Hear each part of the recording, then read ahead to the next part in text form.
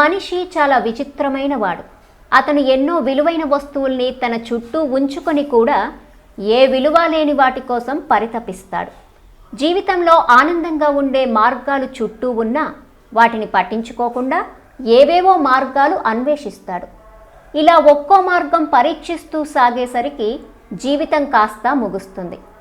చివరికి జీవితమంతా ఆనందం లేకుండానే గడిచిపోతుంది అనుకుంటూ వెళ్ళిపోతాడు. ఈ పరిస్థితికి కారణమేమిటి?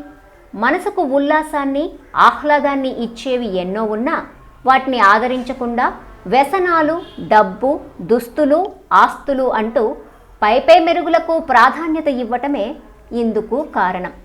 మనిషిని మనిషిలా మానవత్వంతో చూస్తే, శరీరాన్ని కాక మనసును ఆహ్లాదంగా ఉంచుకునే ప్రయత్నం చేస్తే ఎప్పుడూ ఆనందం మనతో పాటే ఉంటుంది.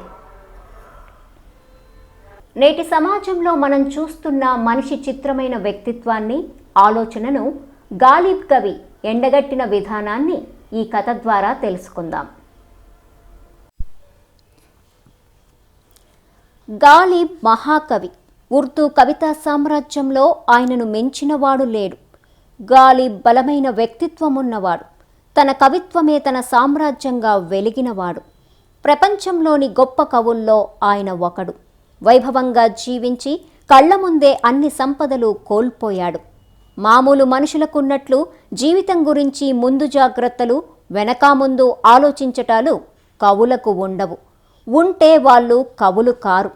గాలిబ్ కూడా డబ్బు పట్ల నిర్లక్ష్యంగా ఉండేవాడు. దానివల్ల అనునిత్యం ఆర్థిక సమస్యల్లో కూరుకుపోయి ఉండేవాడు. ఒకసారి ఢిల్లీ చక్రవర్తి బహదూర్ షా జఫర్ గాలిబ్ని భోజనానికి ఆహ్వానించాడు. గాలిబ్ పేదవాడైన కవిరాజు. ఆయన కీర్తి సామ్రాజ్యంలో వ్యాపించింది. స్వయంగా కవి అయిన బహదూర్ షా జఫర్కు గాలిబ్ కవిత్వం అంటే ఎంతో ఇష్టం. ఆ మహాకవితో ఒక పూట గడపాలని చక్రవర్తి గాలిబ్ని ఆహ్వానించాడు. గాలిబ్ చక్రవర్తి ఇంటికి వెళ్ళటానికి సిద్ధపడ్డాడు. మిత్రులు గాలిబ్ని చూసి, "నువ్వు ఈ వేషంతో వెళితే రాజుగారి భవనంలో అడుగుపెట్టడానికి నీకు అనుమతి దొరుకుతుందనుకుంటున్నావా?" అన్నాడు. గాలిబ్ తనని తాను చూసుకొని, "ఏమైంది? బాగానే ఉన్నాను, బట్టలేసుకున్నాను, నేను మారువేషంలో వెళ్ళటం లేదు కదా" అన్నాడు.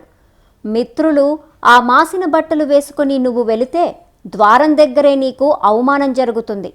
శుభ్రంగా తయారుకా, మేము అద్దెకు బట్టలు తీసుకొస్తాం. అవి వేసుకుంటే దర్జాగా నువ్వు రాజుగారి భవనంలోకి వెళతావు, లేకుంటే నీకు అవమానం తప్పదు" అన్నారు. గాలిబ్, "నేను కవిని, నేను ఎలా ఉండాలో అలాగే ఉంటాను. అద్దె బట్టలు వేసుకుని వెళ్లే కర్మ నాకు పట్టలేదు" అని రాజుగారి భవనం దగ్గరకు వెళ్ళాడు. ద్వారం దగ్గర ఉన్న భటులు ఆపి, "ఎవరు నువ్వు?" అన్నారు. గాలిబ్, "నేను మహాకవి గాలిబ్ని, చక్రవర్తి స్నేహితుణ్ణి. చక్రవర్తి నన్ను భోజనానికి ఆహ్వానించాడు" అన్నాడు. భటులు, "ఏమిటి, ఈ పాత బట్టలు వేసుకున్న నువ్వు గాలిబ్వా? చక్రవర్తి నిన్ను భోజనానికి పిలిచాడా? నువ్వు చెబితే మేము నమ్మాలా? ప్రతివాడు రావటం, నేను చక్రవర్తి స్నేహితుడు అనడం. అదేమి కుదరదు, వెళ్ళు వెళ్ళు" అని వెళ్ళగొట్టారు. గాలిబ్ నిరాశగా తిరిగి ఇంటికి వచ్చి మిత్రులతో విషయం చెప్పాడు. మిత్రులు, "మరి మేము చెబితే నువ్వు నమ్మలేదు. ఈ బట్టలతో వెళ్తే అనుమతించరని చెబితే నువ్వు విశ్వసించలేదు. లోకం అట్లా ఉంది. నీ వేషం మార్చి చూడు, ఆడంబరంగా తయారుకా, అప్పుడు నీకు ఎంత గౌరవం, మర్యాద దొరుకుతుందో తెలిస్తే నీకు ఆశ్చర్యమేస్తుంది" అన్నారు. మొత్తానికి బట్టల్ని అద్దెకు తెచ్చారు.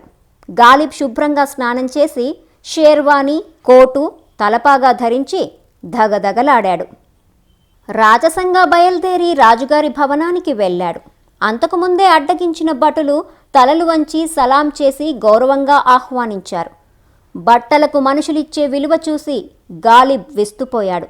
గాలిబ్ని చూసి చక్రవర్తి ఎంతో సంతోషంతో ఆహ్వానించి కౌగిలించుకున్నాడు. ఉన్నతాసనంలో గాలిబ్ ఆసీనుడయ్యాడు. చక్రవర్తి భవనంలో కనిపించే వాళ్ళంతా ఖరీదైన వస్త్రాలు ధరించి ఆకర్షణీయంగా ఉన్నారు. భోజనాలు సిద్ధం చేశారు. రకరకాలైన వంటలు రాజుగారు స్వయంగా వడ్డించి గాలిబ్ని తినమన్నాడు. గాలిబ్ కొంత రొట్టె తుంచి కూరలో ముంచి షేర్వానీకి తలపాగాకి ఆనించి తినండి తినండి అన్నాడు. చక్రవర్తి గాలిబ్ ప్రవర్తనకు ఆశ్చర్యపోయి ఏం చేస్తున్నారు అన్నాడు. గాలిబ్ ఏం లేదు, మీ ఆహ్వానానికి మనుషులు వస్తే ప్రవేశం దొరకలేదు. అదే ఈ షేర్వానీకి, కోటుకి, తలపాగాకి ప్రవేశం దొరికింది. అందుకనే వాటిని తినమంటున్నాను అన్నాడు. ఇది గాలిబ్ కవి మనిషి ఆలోచనల గురించి, అతను విలువ ఇచ్చే ఆడంబరాల గురించి విసిరిన చెలోక్తి. ఈ కథ ఒక్కటి చాలు మనం ఏ పరిస్థితుల్లో జీవిస్తున్నామో, ఎలాంటి భ్రమల్లో బతుకు నెట్టుకొస్తున్నామో తెలియడానికి. ఈ కథ విన్న తర్వాతైనా వేటికి విలువ ఇవ్వాలో తెలుసుకుందాం. సాటి మనిషిని ప్రేమించి గాలిబ్ మహాకవి కవిత లాంటి ఆహ్లాదకరమైన, ఆనందకరమైన జీవితాన్ని గడుపుదాం. వేసుకున్న ముసుగు కాదు, ముసుగు లేని మనసును చూద్దాం.